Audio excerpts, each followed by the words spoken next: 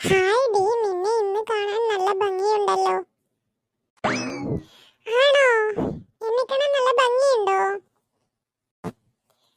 എന്നത്തെക്കാട്ടിലും ഇന്ന് കൊള്ളാം. ഇന്ന് കുളിച്ചോ? പോടാ അവിടുന്ന്.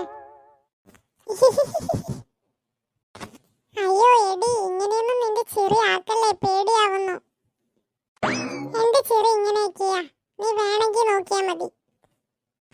അവന്റെ ഒരു തമാശ. അതിന് ഞാൻ തമാശ പറഞ്ഞതല്ല, ഞാൻ സത്യം പറഞ്ഞതാ.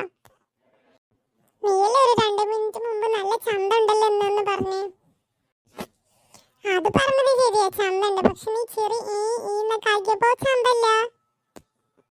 ഓ പിന്നെ നീ ചന്തണ്ടെന്ന് പറഞ്ഞിട്ട് വേണല്ലേ എനിക്ക്.